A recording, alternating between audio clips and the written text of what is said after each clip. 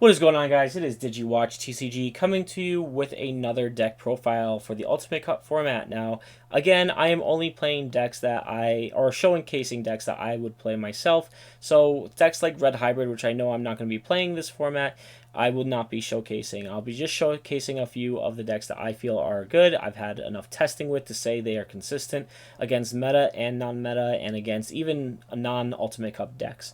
And this is the Mervamon deck, so I am going to be going over the profile now, and I hope you enjoy it. So, starting things off with the egg, this is the best egg we could go with. Mervamon, draw one, trash one on deletion. That's the best egg because you are trying to be selective in what you put in your trash from your hand rather than milling. But there are a couple of cards in this deck that do mill from deck still. So, I think that is completely fine. I don't think I can think of any other egg I'd personally want to play in this deck. But going into our level threes, our rookies, we're running 4 copies of Gabumon. Kind of the same reasoning for the Miramon. You draw 2, trash 1. Again, you want to be very selective of what you are able to draw and trash. And this is just the most consistent card you can have. I would consider maybe changing a slight ratio of this, but 4 I think is. I feel like 4 has just been fine since even since BT11 and forward. But yeah, we're running 4 copies of that. Going into our other level threes, we're running 3 copies of Ignite Mon. This is a Mervamon deck, so of course you have to play the Cross Hearts.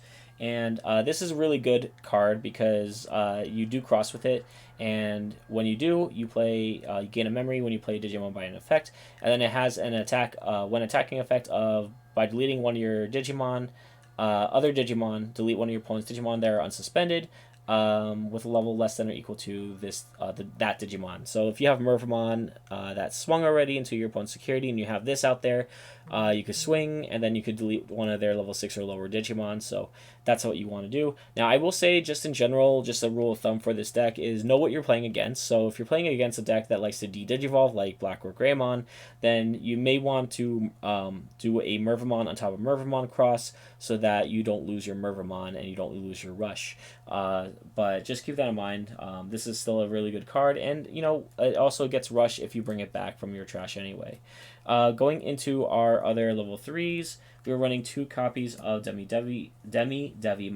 It's Retaliation, and it cannot attack an opponent's Digimon unless you have a Myotismon. We don't play Myotismon, so this is really just for a quick check to your opponent's security. And if they choose to block it, they do get to deal with Retaliation. So 2 is fine. I think it's totally fine with this. And then lastly, last cards we're going to talk about in terms of level threes are going to be 2 copies of Gazimon and 1 copy of Psychmon. Now, in terms of ratio wise, I think that this is fine. We don't have to worry about Death X in the Ultimate Cup format because it's banned. So Psychmon really is only there for the Blue Flare matchup. Otherwise, it's just a level 3 to Digivolve and you're raising, or if you have to bring it out for another reason, maybe against a Mervamon mirror match, maybe, I don't know. But I don't think it's worth playing more than 1 copy. Then we have the Gazimons, and this is actually one I would even consider cutting this card for, is a 3rd copy of Gazimon, because a lot of your decks this format are going to be gaining memory by other effects other than Tamers. So you have Blue Flare, you have All Force, you have Beelzemon. All those decks can gain memory from milling cards from their trash or playing Hammer Sparks or whatnot. So Gazimon is really a good card, and because it could be brought back multiple times with Mervamon, I think fine 2 is fine right now. But again, just maybe consistency wise, maybe I'll put in a 3rd one. But that is all our level 3s. Going on to our level 4s, we are running 4 copies of the Scatter Mode here.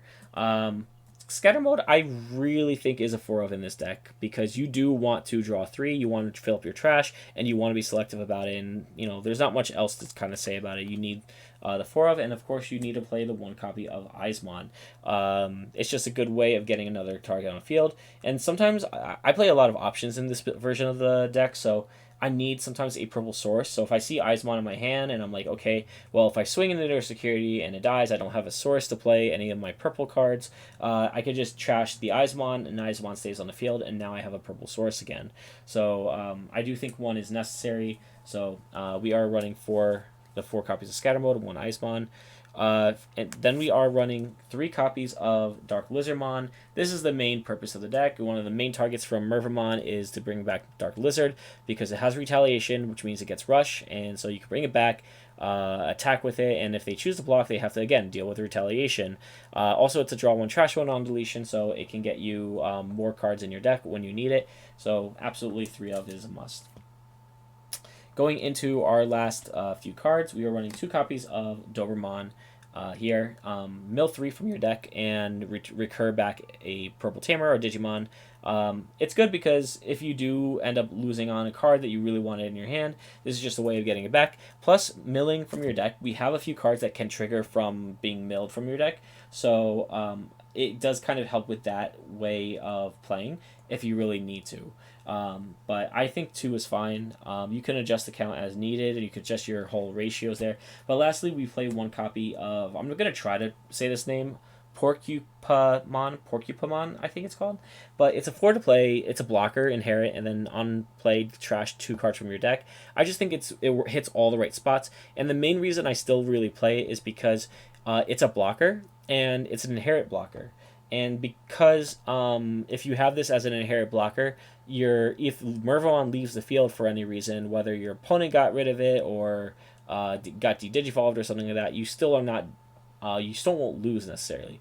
Now, of course, you could always put another blocker on top of it. Personally, I would go for the Devimon maybe if you have to, but this is definitely a choice that I think is good. Now, of course, we don't play level 5s in this deck because it's a rush deck and you're sort of just getting ready for your top end. And so we are playing 3 copies of the girl herself, Mervamon. This is the main reason you play the deck. You cross with her, or you could digivolve, but we're mainly crossing. So most of the time you're crossing for a reduction of 3, making it an 8 to play out. And then if you use Ignite, which means you're bringing back another Digimon, it'll really just be 7 to play out. So your goal of this deck is to get to 7 memory consistently in order to be able to keep it your turn and then swing, hopefully, for game or chipping down all their securities to nothing left. 3 is fine. I don't think the 4th one is necessary. Sometimes I felt I've bricked on it, and there's a lot of recursion in this deck, so I think Mervamon at 3 is fine. If you don't know the full effect here, on play, when digivolving, if you digicross, you bring 2 cards from your trash, 2 level 4s, purples from your, or cross hearts from your trash to field.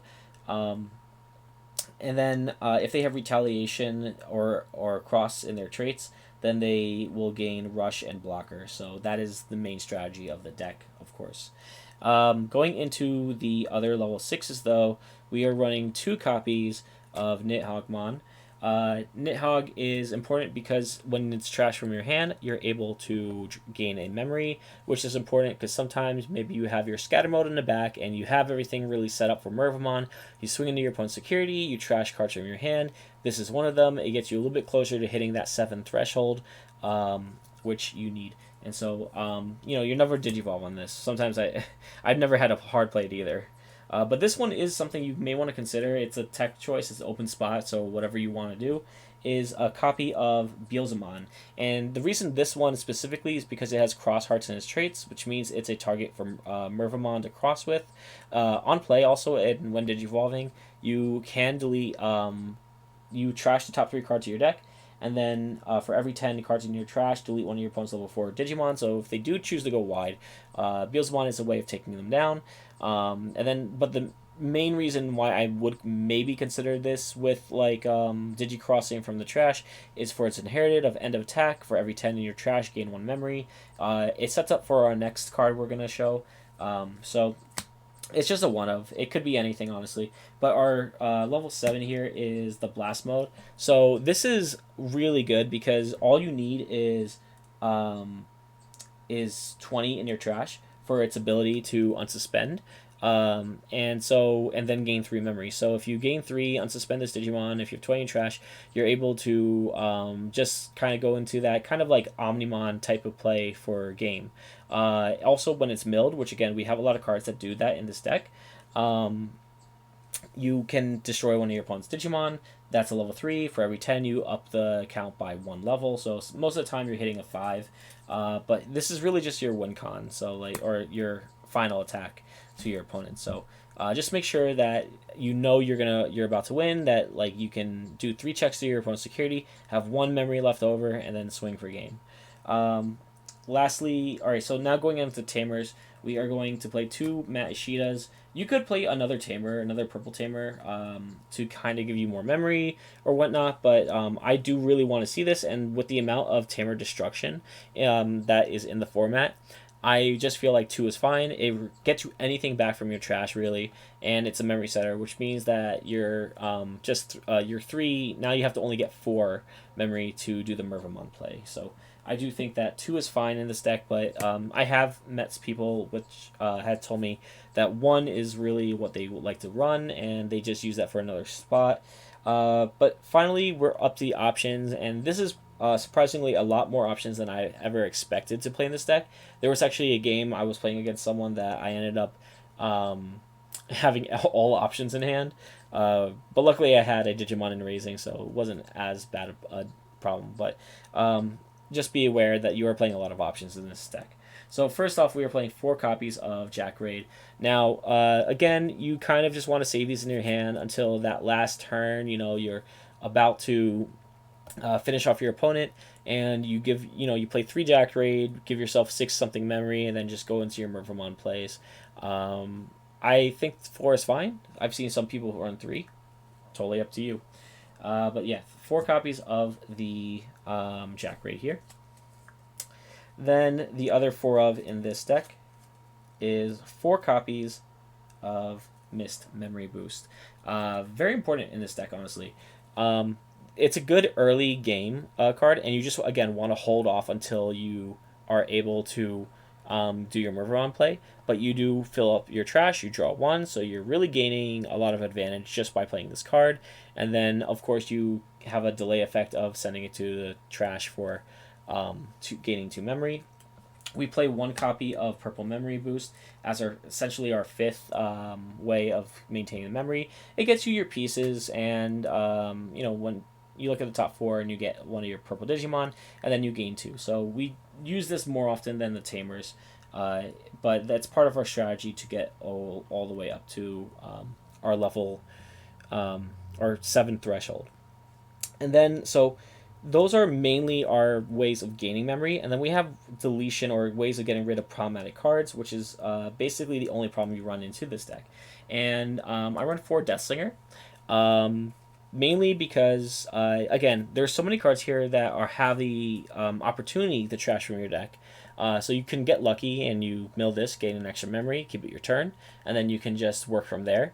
But this is really also just for getting rid of problematic cards that are a level 5 or higher, since most of our other cards don't really finish that. You could cut a Deathslinger and put in another option like a Fly Bullet or a Rival's Barrage or something like that as a 4th card instead, but I think this is totally fine. It's worked out fine with me, and if anything, you discard it if you for fodder in your trash. So those are mainly our like 4 ofs, other than like the purple memory boost. And then we have a couple of cards that we kind of use for smaller bodies. So we run 2 copies of Death Claw, able to delete 1 of your own guys and delete 1 of your opponent's level 4s. Usually it's good if you swing in.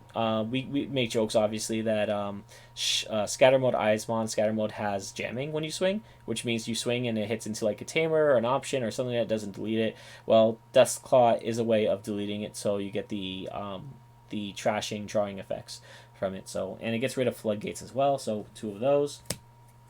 We are playing the 1 Calling from the Darkness because it's a good recursion card.